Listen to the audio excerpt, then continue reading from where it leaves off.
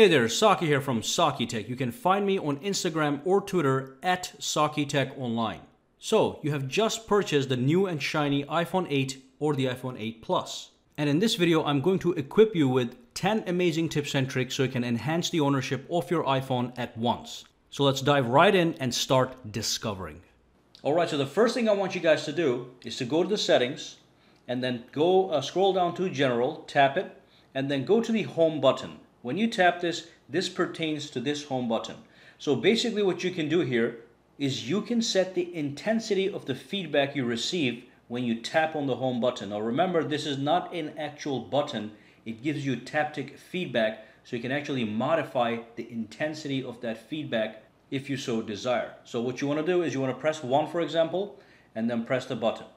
Then press 2, and then press the button. Now every time you choose one of these options, it's going to increase the intensity, and all you have to do is pick the one that fits you best. Now because this is something you will be using all the time, it only makes sense to set this thing up right from the get-go. And the next thing you want to do is you want to actually go ahead and customize the control center. Again, something you're going to be using all the time. Now if you pull from the bottom to the top, it brings up your control center, and you may or you may not know this, but by using 3D touch gestures, you can actually expand some of these buttons here, such as the music player, the brightness slider. I can actually pull this down if I wanted to, or pull it up, and I can even access night shift and the true tone display from here, which I'm going to talk about in a little bit. And I can do all these nice things over here, such as modifying the volume on the phone. But this is not everything on the control center. What you could do is if you go into the settings, if you go back into the main settings, just scroll down to where it says Control Center, tap on it, and go into the Customize Controls. When you tap this, you'll see that on the top you have the ones that are already included in your control center. And at the bottom, you have a whole bunch of options you can actually add onto your control center, such as the alarm, such as the magnifier, notes, stopwatch, and then if you go back into the control center, you'll see that it's going to have more icons here that you can access. And again, you can tap and hold on these icons. And for example, this is a flashlight. I can go maximum brightness, I can go medium brightness, or I can turn the flashlight off if I so desire. Just be aware of these cool tricks and customization. Now while we're talking about the actual control center, I want to show you one more thing that you want to set up, especially if you're a driver. So basically if I go back to the settings, back in the customization menu for the control center, at the bottom here you're going to see something that says do not disturb while driving mode. So just add this to your control center and then go back out, and let's say that you're driving your car. What you want to do is you want to pull this up and simply tap on that car symbol, and that's going to enable the do not disturb while driving mode. Meaning, as you're driving, you will not be receiving any notifications, which is simply going to enhance your safety. So again, make sure that you're aware of this, this mode, and if you're not, make sure you add it to the control center just in case you want to actually use it. Alright, so the next feature has to do with text messages. So basically we text message all the time, and as you can see I already have 2 text messages down here. Now if I pull down the notifications panel, you'll see that I have notifications showing me who the message was from, and it's also showing me the content of that message. So far so good, because I am in my phone, I have it unlocked, so I should have full access to everything. But here's the problem. By default, even if you turn off your phone and lock it, and if you turn on the screen, you can pull up to access these notifications, and you get to see all the details. Right now, as you can see, my phone is actually locked. It's asking me to put a PIN number or put my fingerprint. So let me put my fingerprint, and let me show you how to fix this problem so when your phone is actually locked, nobody can actually see the content of the text messages and even see that you have any text messages. This is potentially private information. So let's go to the settings over here and go to notifications, scroll down to messages, tap it, and over here under alerts it says show on lock screen. Simply disable that feature. Now if I pull down the panel over here, it's still going to be here because the phone is unlocked. But if I go out and if I turn the phone on and try to stalk your messages, I'm not going to see the text messages. I still see the missed calls, And the same way I just disabled the text messages, you can also disable the phone call. So I can go back here to notifications and go to the phone and do the same thing.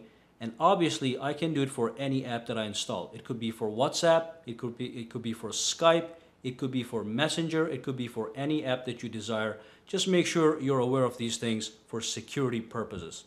And of course, that's one problem solved, but we have bigger problems. So basically, let me go back into the lock screen, and I'll show you that I can actually access just about everything on the phone via the lock screen unless I exclusively lock it down.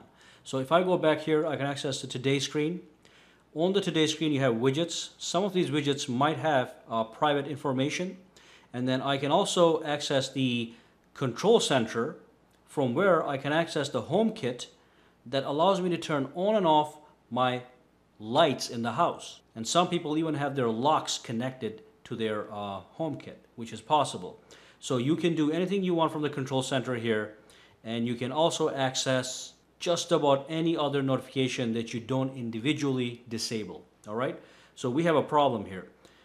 There's a way to fix it. Let's go in here and let me show you what to do. What you want to do is go to the settings, scroll down to Touch ID and passcode, tap it. It's going to ask you to put your PIN number in. Let me do that right now. And once you're here, just scroll all the way down, and over here it says allow access when locked. So what you can do here is you can shut down everything on the lock screen when your phone is locked, which is the way it's supposed to be. So if I go like that, just disable everything, including Siri, by the way. People even have access to Siri if you don't disable it. Anyway, let me go back out here, turn off the phone, turn it back on, no access to notifications, no access to Today's screen, no access to Control Center. Now that's a total lockdown. All right, so make sure you enable that for security purposes. Now, what's that one thing we use all the time on our phones? It's the keyboard. So let me show you what I'm talking about. There's something really cool you can do with the keyboard. So let's go to a website. Let me go to Amazon.com. Amazon.com. Now, as you can see, I purposefully misspelled that. Normally, when you want to fix it, you can erase the whole thing and try to retype it, or you can try to tap on the right place to take one O out or one N out that you put in for extra. Or what you can do is you can use this keyboard tactic that transforms this keyboard into a trackpad that can allow you to put this cursor precisely where you want to put it. So here's all you want to do.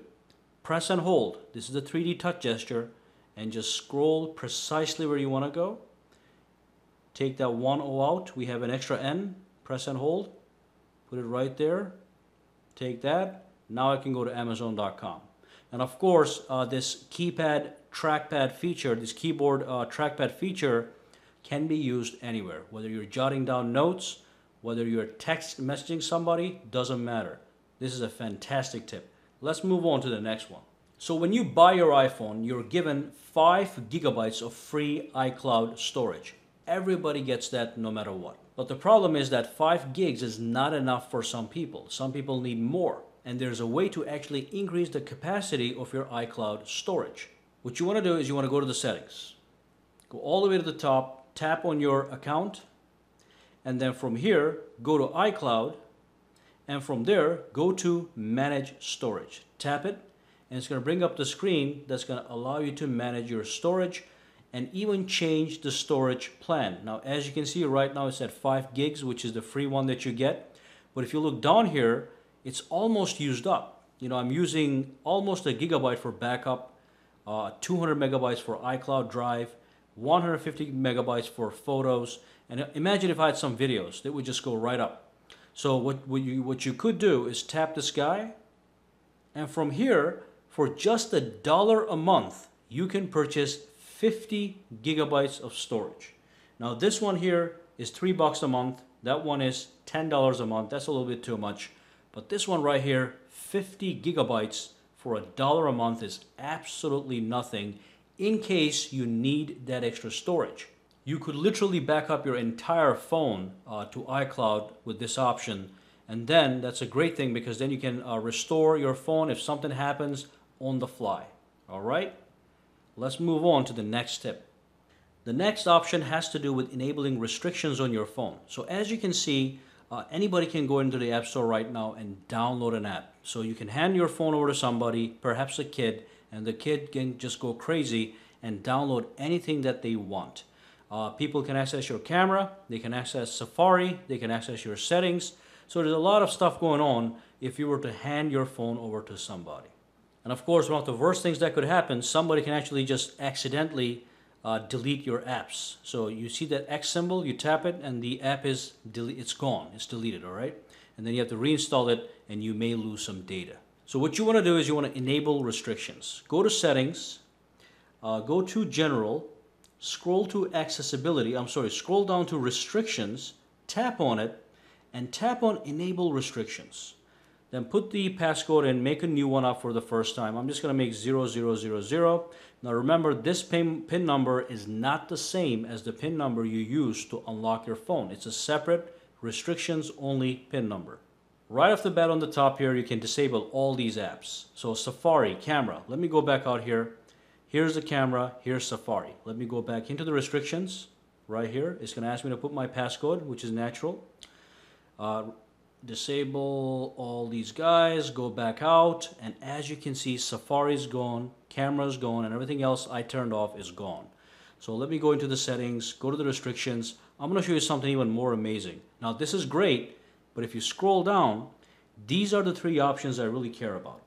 Installing apps, deleting apps, and disabling in-app purchases. You can disable these three things.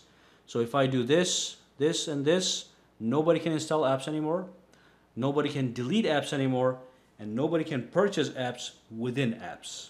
So when you go back out, just to give an example, if I press and hold, you'll still see the wiggling, but you're not going to see the X's that you tap to delete the apps, okay? So make sure you enable restrictions.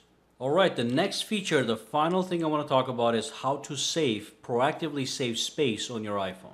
And by space, I mean storage space. So go to the settings, and then go to the main screen first, and then go into General, and scroll down to where it says iPhone storage. When you tap this guy, you're going to see an option pop right here that says Offload Unused Apps. So basically what happens is your iPhone knows which app you're using and which app you're not using. And if you don't use an app for a long time, and it's taking extra space on your phone, it's simply going to remove that app, but it's still going to save the data for that app. So in case if you re-download that app, the data is still safe, but the app itself is gone because it's wasting space on your phone. Just to give an example, I had a game on my iPhone that was 1.5 gigabytes, and it was just there for a whole year, just sitting there. And before we had this option, it was just sitting there, and I could not figure out why I have all that wasted space. Now you don't have to worry about it. You just enable this guy, okay? And anytime something like that happens where you have a game that you've downloaded a year ago and you haven't been using it, it just offloads that app to save you space, okay? So that was the final tip. Well, thank you for watching this video. I hope you learned some really useful stuff and will enjoy your iPhone 8 better. Meanwhile, make sure to subscribe to SAKITECH for more technology videos. Give this video a thumbs up and follow me on Twitter and Instagram at SAKITECH Online. Guys, have a fantastic day.